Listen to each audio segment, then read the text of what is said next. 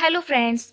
आज की इस वीडियो में हम जानेंगे अर्थशास्त्र से जुड़े शब्दों की English, economics related word meanings जैसे कि आय, लाभ, हानि, संपत्ति, मुद्रा आदि। इन सभी की इंग्लिश जानेंगे। वीडियो में आगे बढ़ने से पहले फ्रेंड्स, अगर आप हमारे चैनल पर नए हैं तो हमारे चैनल को सब्सक्राइब करें और बेल आइकन को प्रेस करना ना भूलें, जिससे कि आपको हमारी आने वाली न्यू वीडियोस के नोटिफिकेशन मिलते रहें। तो चलिए फ्रेंड्स, वीडियो को शुरू करते हैं। फर्स्ट हम बात करेंगे आय। आय को हम इंग्लिश में इनकम कहते हैं। अब देखिए, आय क्या होती है। किसी भी काम को हम करते हैं या जॉब करते हैं या कोई भी व्यवसाय करने के बदले में जो हमें धन प्राप्त होता है उसे हम अपनी आय या इनकम या अर्निंग कहते हैं। नेक्स्ट है संपत्ति। संपत्ति को हम इंग्लिश में असेट्स कहते हैं। संपत्ति क्या होती है? जो हमारा घर, जमीन, प्रॉपर्टी, हमारा पैसा, हमारे पास सेविंग्स होती है, बैंक बैलेंस होता है, वो हमारा असेट्स यानी संपत्ति कहलाता है। नेक्स्ट है दलाल। दलाल को हम इंग्लिश में ब्रोकर कहते हैं। ब्रोकर या दलाल क्या होता है? दलाल वह व्यक्ति या फिर एक संस्था भी हो सकती है, कोई भी ऑर्गेनाइजेशन भी हो सकती है जो सेलर और जो होता है क्रेता विक्रेता जो होते हैं इनके बीच डील कराती है, जो सौदा तय कराने में मदद करती है, वो हमारा दलाल या ब्रोकर कहलाता है। नेक्स्ट है ब्याज। ब्याज को हम इंग्लिश में इंटरेस्ट कहते हैं। देखिए, ब्याज क्या होता है? ब्याज वो होता है यदि हमने किसी को पैसा उधार दिया या हमने बैंक से उधार पैसा लिया है, उस पैसे पर जो ऊपर से कर यानी टैक्स लगाया जाता है उसको हम ब्याज कहते हैं। यानी कि पैसे के साथ कुछ परसेंट पैसा अतिरिक्त जाता है, वो हमारा ब्याज होता है। नेक्स्ट है आयात। आयात को हम इंग्लिश में इंपोर्ट कहते हैं। इंपोर्ट का मतलब होता है किसी दूसरी जगह यानी दूसरे देश से अपने देश में कोई सामान जब आता है तो उसे इंपोर्ट करना कहते हैं, आयात करना कहते हैं। नेक्स्ट है मंदी। मंदी को हम इंग्लिश में रिसेशन कहते हैं। मंदी क्या होती है? जब किसी देश की जो अर्थव्यवस्था होती है यानी कि वहाँ की जो इकोनॉमी होती है वो बढ़ने की बजाय, इंक्रीज होने की बजाय कम होने लगे, सिकुड़ने लगे, तो उसे हम मंदी कहते हैं। नेक्स्ट है महंगाई भत्ता। महंगाई भत्ता को हम इंग्लिश में डियरनेस अलाउंस कहते हैं। महंगाई भत्ता क्या होता है? देखिए, कर्मचारियों और पेंशन भोगियों को जो बढ़ती हुई मुद्रास्फीति और जीवन यापन की लागत से निपटने में मदद करने के लिए दिया जाता है, वो महंगाई भत्ता कहलाता है। ये सैलरी का यानी वेतन का एक अहम हिस्सा होता है, जो कि महंगाई भत्ता मुद्रास्फीति के प्रभाव को कम करने के लिए दिया जाता है। नेक्स्ट है गिरावट। गिरावट को हम इंग्लिश में डिक्लाइन कहते हैं। देखिए, गिरावट किसे कहते हैं? गिरावट का मतलब होता है किसी चीज की मात्रा या उसकी कंडीशन यानी उसकी स्थिति में नीचे की ओर गति होना, उसका नीचे की तरफ जाना, वो गिरावट कहलाती है। नेक्स्ट मुद्रा। मुद्रा को हम इंग्लिश में करेंसी कहते हैं। अब देखिए, मुद्रा क्या होती है। मुद्रा के बारे में हम जानते हैं कि मुद्रा का मतलब है पैसा या धन का वह रूप जिसका इस्तेमाल हम रोजमर्रा की जिंदगी में अपनी खरीदारी करने के लिए या बिक्री करने के लिए करते हैं। तो मुद्रा में सिक्के और कागज के नोट दोनों ही आते हैं। आमतौर पर किसी देश में इस्तेमाल होने वाली मुद्रा उस देश की जो है वो सरकारी व्यवस्था बनाती है। जैसे कि भारत में रुपया और पैसा मुद्रा है। हमारे देश की जो मुद्रा है वो रुपया और पैसा है। मुद्रा से जुड़ी कुछ और बातें हम यहाँ आपको बता दें कि मुद्रा वस्तुओं और सेवाओं की आपूर्ति के लिए विनिमय का एक माध्यम होती है, और इसी के साथ जो मुद्रा है वो किसी वस्तु या सेवा का मूल्य तय करने का एक स्केल यानी कि एक पैमाना भी होती है।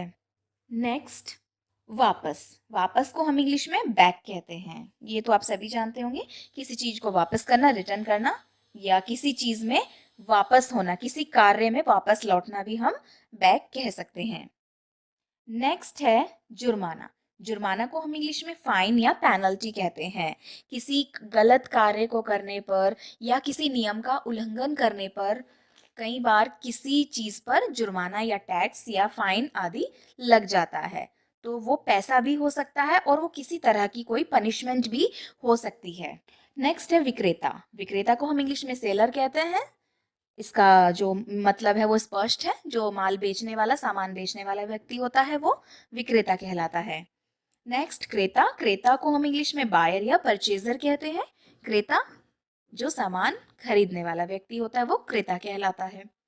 नेक्स्ट है बीमा। बीमा को हम इंग्लिश में इंश्योरेंस कहते हैं। अब देखिए बीमा क्या होता है। बीमा के बारे में हम यहाँ पर जानेंगे। बीमा एक वित्तीय साधन है, यानी कि जिसके जरिए लोग अपने लाइफ और अपनी जो असेट्स है यानी अपना जीवन और संपत्ति को सुरक्षित रखते हैं, सेफ रखते हैं।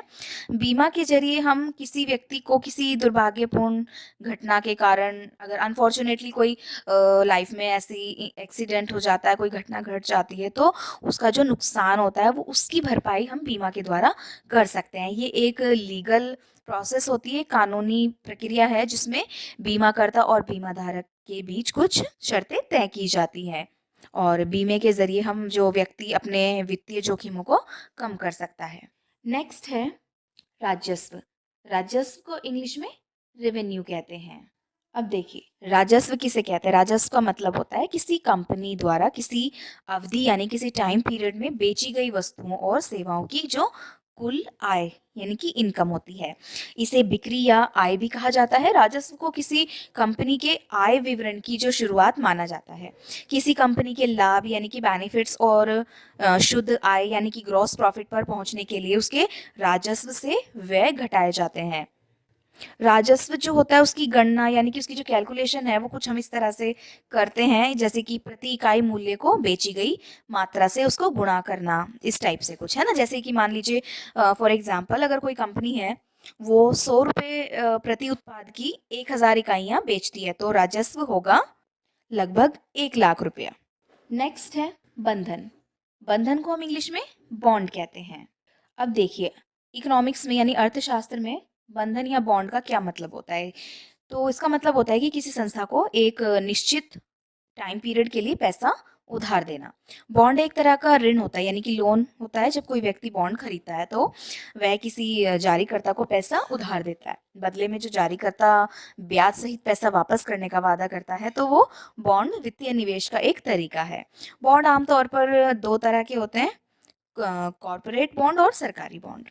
बॉन्ड के बारे में हम एक दो बातें आपको यहाँ और बता देते हैं कि जैसे कि बॉन्ड खरीदार और निवेशक के बीच एक कॉन्ट्रैक्ट की तरह काम करता है और बॉन्ड जो होता है वो पूर्व निर्धारित कूपन दर के साथ जारी किया जा सकता है और बॉन्ड अनिवार्य रूप से सुरक्षित निवेश उपकरण होते हैं।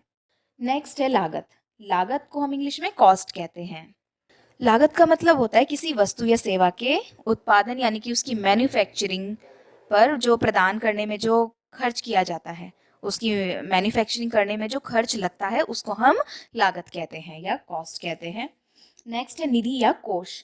निधि या कोष को हम इंग्लिश में फंड कहते हैं। निधि और कोष किसे कहते हैं। देखिए किसी एक स्थान पर वस्तु, धनराशि अथवा किसी अन्य प्रकार के संग्रह को यानी कि कलेक्शन को हम कोष कहते हैं। नेक्स्ट है ऋण। ऋण को हम इंग्लिश में लोन कहते हैं। ये आप सभी जानते होंगे लोन या ऋण किसको कहा जाता है।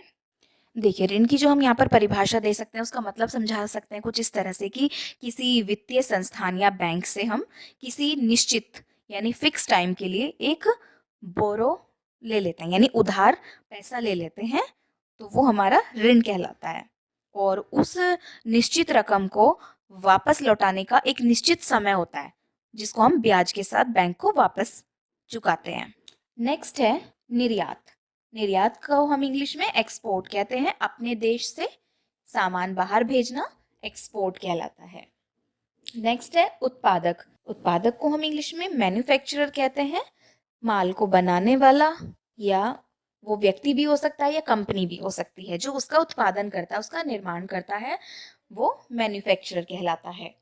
नेक्स्ट है लाभ। लाभ को हम इंग्लिश में प्रॉफिट कहते हैं। लाभ आप सभी जानते हैं, किसी भी कार्य में किसी भी चीज में हुआ जो फायदा होता है, प्रॉफिट होता है, उसको हम लाभ कहते हैं। नेक्स्ट है हानि। हानि को हम इंग्लिश में लॉस कहते हैं। कभी कभी किसी कार्य में हमें नुकसान हो जाता है तो हम उसको हानि या लॉस के नाम से जानते हैं। नेक्स्ट है ग्राहक। ग्राहक को हम इंग्लिश में कस्टमर या क्लाइंट भी कह सकते हैं। किसी सामान को खरीदने वाला व्यक्ति जो होता है वो ग्राहक कहलाता है। नेक्स्ट माल। माल को हम इंग्लिश में गुड्स कहते हैं। जो सामान होता है उसे हम गुड्स कहते हैं। नेक्स्ट सकल। सकल को हम इंग्लिश में ग्रॉस कहते हैं। देखिए सकल का अर्थ क्या होता है। सकल का अर्थ होता है समस्त, कुल या पूर्ण। इसे हम इंग्लिश में ग्रॉस कहते हैं। आमतौर पर यह शब्द कृषि और औद्योगिक या व्यापारिक उत्पाद से या प्रोडक्ट से जुड़ा हुआ होता है। नेक्स्ट है कर। कर को हम इंग्लिश में टैक्स कहते हैं। देखिए कर क्या होता है। कर विशेष रूप से वैसे दो तरह का होता है, एक तो प्रत्यक्ष और दूसरा अप्रत्यक्ष कर। दोनों करों का जो क्रियान्वयन होता है, जो प्रोसेस होती है, वो अलग अलग तरीके से होती है। आप उनमें से कुछ का सीधे भुगतान करते हैं, जैसे कि आय कर, इनकम टैक्स, कॉर्पोरेट कर, संपत्ति कर, है ना। जबकि आप कुछ करों का अप्रत्यक्ष रूप से भी भुगतान करते हैं, जैसे कि बिक्री कर, सेवा कर, मूल्यवर्धित कर आदि। नेक्स्ट है टेंडर। टेंडर को हम इंग्लिश में टेंडर ही कहते हैं। अब देखिए टेंडर क्या होता है। टेंडर होता है जो किसी प्रोजेक्ट के लिए बोली लगाने का आमंत्रण या जो औपचारिक प्रस्ताव होता है। टेंडर एक आधिकारिक पत्र होता है, एक तरह का, जिसे संगठन बड़ी मात्रा में जरूरी वस्तुओं और सेवाओं की खरीद के लिए भेजते हैं। नेक्स्ट है आर्थिक। आर्थिक को हम इंग्लिश में इकोनॉमिक कहते हैं। अब देखिए आर्थिक क्रिया होती क्या है। आर्थिक क्रिया से तात्पर्य होता है उस क्रिया से जिसमें व्यक्ति अपनी नीड्स की यानी आवश्यकताओं की पूर्ति के लिए अर्थ के माध्यम से व्यवहार करता है, या फिर अर्थात संस्थानों के उपभोग द्वारा अपनी आवश्यकताओं की पूर्ति करता है। नेक्स्ट मसौदा। मसौदा को हम इंग्लिश में ड्राफ्ट कहते हैं। मसौदा का क्या अर्थ होता है। देखिए पहली बार जो लिखा गया लेख जिसे काट छांट करने, दोहराने और साफ करने के लिए तैयार किया गया हो, मसौदे को मसविदा भी कहा जाता है। और सरकारी कार्यालयों में मसौदा या आलेखन जो होता है वो किसी पत्रोत्तर का प्रारूप तैयार करने को कहते हैं। मसौदा लेखन के जरिए सरकारी पत्रों, परिपत्रों, आदेश, अधिसूचनाओं, संकल्पों, सार्वजनिक सूचनाओं या प्रेस विज्ञप्ति और अन्य सूचनाओं के प्रारूप के लिए तैयार किए जाते हैं। मसौदे के बारे में हम आपसे कुछ महत्वपूर्ण बातें यहाँ पर बताना चाहेंगे, जैसे कि मसौदे की जो भाषा है वो स्पष्ट यानी कि बिल्कुल क्लियर और शॉर्ट में यानी संक्षिप्त होनी चाहिए। मसौदे के जो लंबे वाक्य होते हैं, असंबद्ध वाक्य शैली और घुमा फिरा कर बात कहना, अतिशयोक्ति, वर्णन या पुनरावृत्ति जो होती है वो नहीं होनी चाहिए। और इसी के साथ हम इसमें जो है हाशिए यानी कि मार्जिन जो होता है उसके लिए लाइनों के बीच पर्याप्त जगह हमें छोड़नी चाहिए।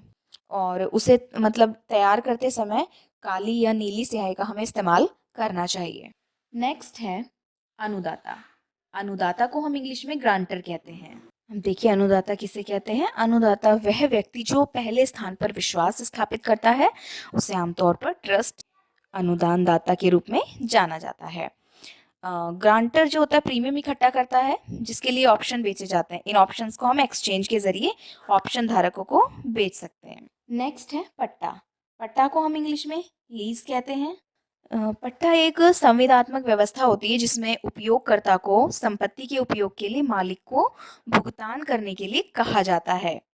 नेक्स्ट है अनुबंध। अनुबंध को हम इंग्लिश में कॉन्ट्रैक्ट कहते हैं। देखिए कॉन्ट्रैक्ट यानी अनुबंध जो होता है वो दो पक्षों के बीच एक समझौता होता है। यह कानून के दायरे में ही आता है जिसको किसी खास काम को करने के लिए या न करने का दायित्व तय करता है। और हम आपको बता दें कि भारत में कॉन्ट्रैक्ट जो है वो भारतीय अनुबंध अधिनियम 1872 के दायरे में आता है और यह अधिनियम 25 अप्रैल 1872 को पारित हुआ था और 1 सितंबर 1872 से लागू हुआ था। नेक्स्ट है मांग। मांग को हम इंग्लिश में डिमांड कहते हैं। देखिए हम बात करें अर्थशास्त्र की, तो अर्थशास्त्र में मांग जो होती है वो किसी माल या सेवा की वह मात्रा, वह क्वांटिटी होती है जिसे हम उस माल या सेवा के उपभोक्ता भिन्न कीमतों पर खरीदने के लिए तैयार हो। आमतौर पर अगर कीमत जो है वो अधिक हो तो माल या सेवा कम मात्रा में खरीदी जाती है और यदि कीमत कम हो तो अधिक मात्रा में। नेक्स्ट है साख। साख को हम इंग्लिश में क्रेडिट कहते हैं। अर्थशास्त्र में जो साख का मतलब होता है वो होता है ऋण लौटाना या भुगतान करने की क्षमता में विश्वास करना। नेक्स्ट है मूल्य। मूल्य को हम इंग्लिश में वैल्यू कहते हैं। किसी प्रोडक्ट की या किसी माल की जो वैल्यू होती है उसको हम मूल्य के नाम से जानते हैं। नेक्स्ट है कीमत। कीमत को हम इंग्लिश में प्राइस कहते हैं। अब देखिए फ्रेंड्स यहाँ पर हम एक बहुत ही इंपॉर्टेंट टॉपिक आपसे डिस्कस करने वाले हैं। देखिए मूल्य और कीमत दो चीज़ें हैं यहाँ पर। तो मूल्य और कीमत में अंतर क्या होता है, इनके दोनों के डिफरेंस को हम समझेंगे। कीमत मनमाना तय की जाती है और जबकि मूल्य जो होता है वो मौलिक होता है। कीमत जो होती है यानी कि जो प्राइस होता है वो सेलर यानी कि बेचने वाला व्यक्ति तय करता है, जबकि जो मूल्य होता है तो मूल्य को खरीदार यानी जो खरीदने वाले व्यक्ति होता है और विक्रेता के बीच तय किया जाता है। कीमत में लागत और लाभ मार्जिन शामिल होता है। कीमत को तय किया जा सकता है और इसे मापा भी जा सकता है। मूल्य क्वांटिटेटिव नहीं होता और इसमें ग्राहकों की चलती है। नेक्स्ट मूल्य एक कॉन्सेप्ट है जो अलग अलग लोगों से अलग अलग मायने रखता है। अर्थशास्त्र में हम कीमत की बात करें तो कीमत का मतलब है कोई व्यक्ति किसी वस्तु या सेवा की एक इकाई खरीदने के लिए दूसरे पक्ष को कितना भुगतान करता है। आमतौर पर कीमत को किसी मौद्रिक इकाई में या मुद्रा जैसी किसी चीज में बताया जा सकता है। वैल्यू को किसी मुद्रा जैसी इकाई में नहीं बताया जा सकता। नेक्स्ट है जोखिम। जोखिम को हम इंग्लिश में रिस्क कहते हैं। देखिए जोखिम क्या होता है, किसी घटना के होने की संभावना और उसके नकारात्मक परिणामों का जो संयोजन होता है। यानी कि हमें पता है हम एक बिजनेस कर रहे हैं, हमें उसमें नुकसान भी हो सकता है, बट फिर भी हम रिस्क ले रहे हैं उसको करने का, तो वो जोखिम कहलाता है। नेक्स्ट है बाजार। बाजार को हम इंग्लिश में मार्केट कहते हैं। बाजार आप सभी जानते हैं जहाँ पर कच्चा पक्का सभी तरह का माल जो है वो उपलब्ध होता है, वो बाजार कहलाता है। नेक्स्ट वापसी। वापसी को हम इंग्लिश में रिटर्न कहते हैं। किसी भी माल को खरीद कर उसको वापस लौटाना रिटर्न कहलाता है। नेक्स्ट है जमा। जमा को हम इंग्लिश में डिपॉजिट कहते हैं। किसी भी धनराशि को किसी भी जगह जमा करना, बैंक में जमा करना, किसी अकाउंट में जमा करना डिपॉजिट कहलाता है। नेक्स्ट है घाटा यानी लॉस या डिफिसिट। घाटा को हम इंग्लिश में लॉस या डेफिसिट कहते हैं। और जब कोई इकाई जैसे कि सरकार, व्यवसाय या व्यक्ति आय से ज़्यादा खर्च करता है तो उसे घाटा कहते हैं। घाटा कमी या हानि का पर्याय होता है एक तरह से, और अधिशेष के विपरीत होता है। घाटे के देखिए कुछ उदाहरण हम दे सकते हैं यहाँ पर कि जब व्यय आय से अधिक हो तो घाटा होता है। जब आयात निर्यात से ज़्यादा हो या जब देनदारियां परिसंपत्तियों से ज़्यादा हो, है ना, तो उसको हम घाटा कहते हैं। घाटे से जुड़ी कुछ और बातें हैं कि जैसे कि घाटे को अक्सर उधार लेकर पूरा किया जाता है। लगातार या बड़ी कमी से ज़्यादा कर्ज, महंगाई और संभावित वित्तीय चुनौतियां हो सकती हैं, तो इस प्रकार की समस्याओं से हमें बचना चाहिए। नेक्स्ट है वित्त। वित्त को हम इंग्लिश में फाइनेंस कहते हैं। वित्त का मतलब होता है धन, निवेश और अन्य वित्तीय साधनों से जुड़े अध्ययन और प्रणाली। जो वित्त होता है वो वित्त को धन के प्रबंधन के रूप में हम परिभाषित कर सकते हैं। वित्त से जुड़ी कुछ और बातें हम आपको बता देते हैं कि वित्त एक व्यापक शब्द है। वैसे तो इसमें धन, संपत्ति, आर्थिक संसाधन और अन्य वित्तीय साधन भी जो है वो शामिल होते हैं। नेक्स्ट कटौती। कटौती को हम इंग्लिश में डिडक्शन कहते हैं। कटौती का जो मतलब होता है वो किसी रकम से कुछ बंधा हक या धर्मार्थ द्रव्य निकाल लेना भी होता है, जैसे कि पल्लेदार या ठेकेदार का हक या मंदिर, गौशाला वगैरह आदि में जो होता है। कर्मचारियों को जो दिए जाने वाला सीटीसी पैकेज का हिस्सा होता है, लेकिन कर्मचारियों को टेक होम वेतन का हिस्सा ना हो, उसे कटौती कहते हैं। नेक्स्ट खुदरा। खुदरा को हम इंग्लिश में रिटेल कहते हैं। रिटेल यानी जो खुदरा व्यापार होता है उसका मतलब है कि किसी व्यक्तिगत उपभोक्ता को व्यक्तिगत इस्तेमाल के लिए किसी उत्पाद यानी प्रोडक्ट की बिक्री करना। खुदरा व्यापार में माल की छोटी मात्रा में लेन देन होता है। खुदरा व्यापार थोक विक्रेताओं या निर्माताओं और उत्पाद के अंतिम उपयोगकर्ता के बीच एक कड़ी यानी चेन का काम करता है। नेक्स्ट है निकासी। निकासी को हम इंग्लिश में विथड्रॉल कहते हैं।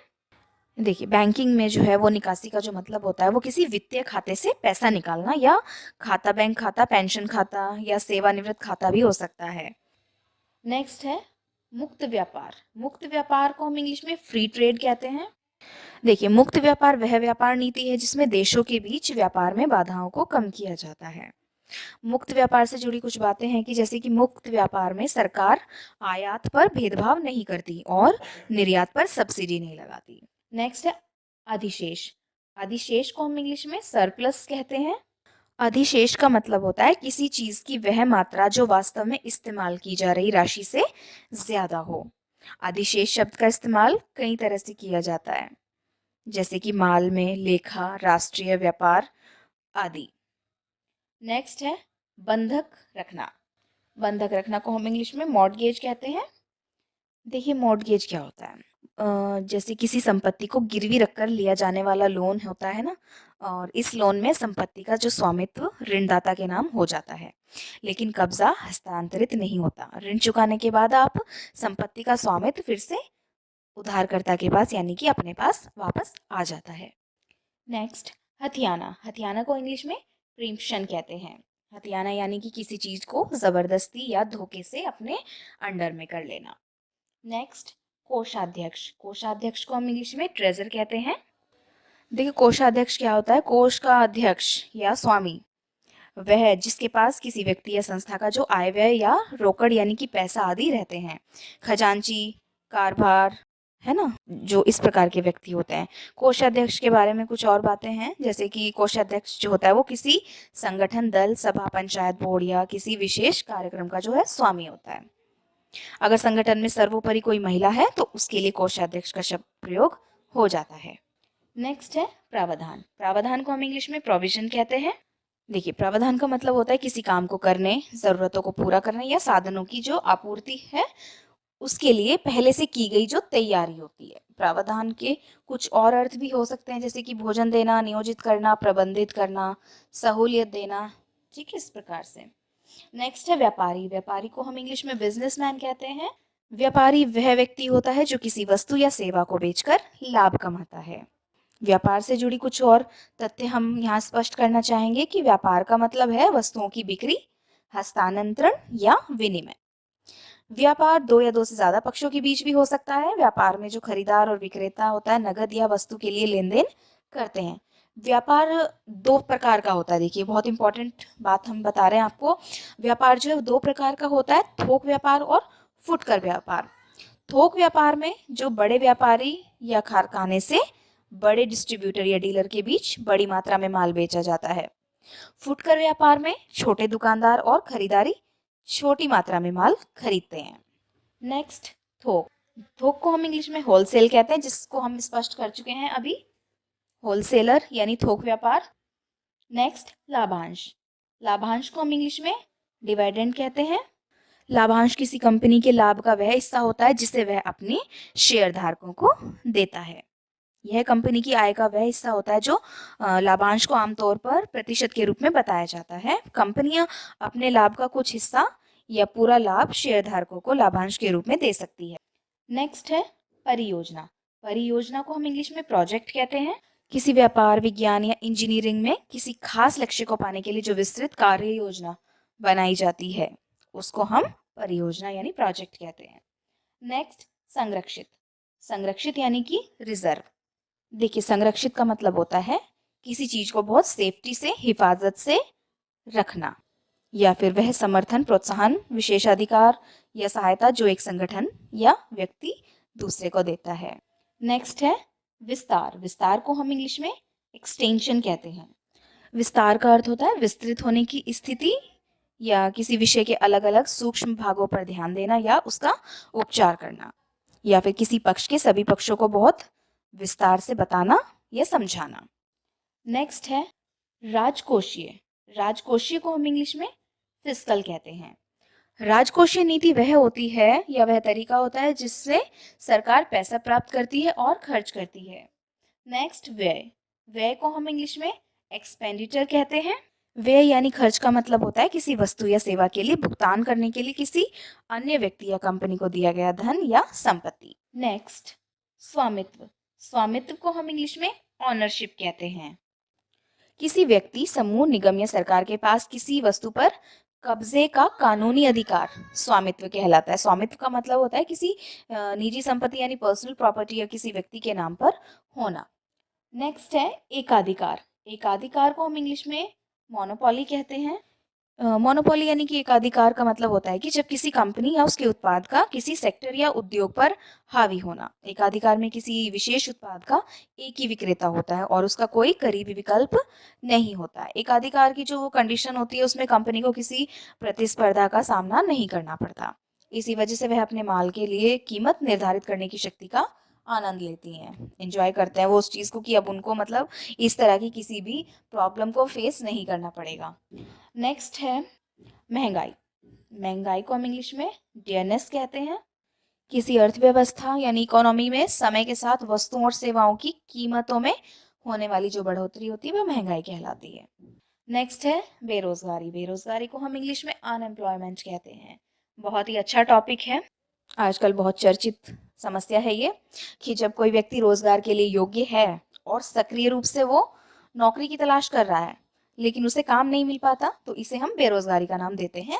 और बेरोजगारी को अर्थव्यवस्था के स्वास्थ्य का एक प्रमुख माप माना जाता है। बेरोजगारी दर से मापी जा सकती है जो कि बेरोजगार लोगों की संख्या को कार्यबल में कुछ लोगों की संख्या से विभाजित करता है। बेरोज़गारी जो है वो स्थायी और अस्थायी दोनों तरीके की हो सकती है और एक तरह से बेरोज़गारी जो है वो आर्थिक अस्थिरता, मानसिक तनाव और सामाजिक अपराध को बढ़ावा देने का जो है एक साधन बन चुका है। नेक्स्ट है दिवालिया। दिवालिया को हम इंग्लिश में बैंकरप्ट कहते हैं। जब कोई व्यक्ति या संस्था अपने ऋणों का भुगतान करने में असमर्थ हो जाती है तो उसे दिवालिया कहा जाता है। दिवालियापन के कई कारण हो सकते हैं जैसे कि खराब वित्तीय प्रबंधन, आर्थिक मंदी या अत्यधिक ऋण या घटता हुआ जो राजस्व। नेक्स्ट है उपभोक्ता। उपभोक्ता को हम इंग्लिश में कंज्यूमर कहते हैं। देखिए उपभोक्ता क्या होता है? उपभोक्ता जो वो व्यक्ति होता है जो अपनी ज़रूरत के लिए कोई माल या उत्पाद या सेवा खरीदता है और उसका इस्तेमाल करता है। नेक्स्ट है पूंजी। पूंजी को हम इंग्लिश में कैपिटल कहते हैं। पूंजी का मतलब होता है किसी भी ऐसी चीज जो अपने मालिकों को मूल्य या लाभ देती है, वो पूंजी कहलाती है। नेक्स्ट है बकाया। बकाया को हम इंग्लिश में अरियर्स कहते हैं। बकाया का मतलब है वह भुगतान जो देय तिथि से पहले नहीं किया गया हो। बकाया शब्द का जो इस्तेमाल है वो किसी देनदारी या जिम्मेदारी का वर्णन करने के लिए किया जाता है। फ्रेंड्स, वीडियो पसंद आई हो तो वीडियो को लाइक करें। वीडियो कैसी लगी हमें कमेंट सेक्शन में कमेंट करके ज़रूर बताएं और हमारे चैनल सीखो फ्री को सब्सक्राइब करना ना भूलें। Thanks for watching. Have a nice day.